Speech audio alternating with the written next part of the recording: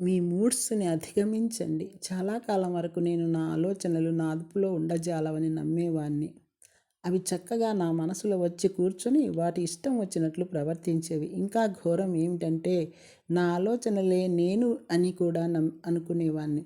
అదృష్టవశాత్తు ఇది ఎంత సత్యదూరమో క్రమంగా అర్థమైంది. మనం మన ఆలోచనలు కాజాలం. నిజానికి మనం మన ఆలోచనలను ఆలోచించే వాళ్ళం. అంతే. మనమే మన ఆలోచనలను సృష్టిస్తాం కనుక వాటిని మార్చాలనుకుంటే దివ్యంగా మార్చుకోవచ్చు.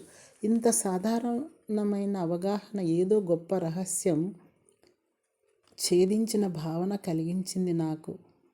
ఆ తర్వాత క్రమంగా అనునిత్యం నా మనస్సులోకి నేను అనుమతిస్తున్న ఆలోచనలు, వాటి మధ్య సంభాషణలు గమనించాను. నా ఆలోచనల ప్రమాణాలను అంచనా వేయడం ప్రారంభించాను.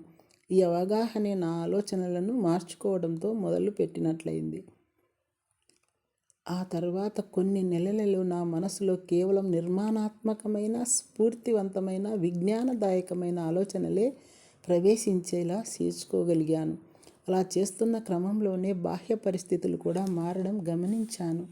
మీరు మీ ఆలోచనలకు కానట్టే మీరు మనస్థితులు కూడా కాదు. మీ మనస్థితులను మీరే సృష్టించుకుంటారు కనుక వాటిని ఒక్క క్షణంలో మార్చుకోగలరు. నిజంగా మీరు చేయదలుచుకుంటే ఒత్తిడి పెడుతున్న సమయంలో శాంతిని, ఒత్తిడి పెరుగుతున్న సమయంలో శాంతిని, విషాదంలో ఆనందాన్ని, అలసిపోయిన వేళ కొత్త శక్తిని మీరు పొందగలుగుతారు.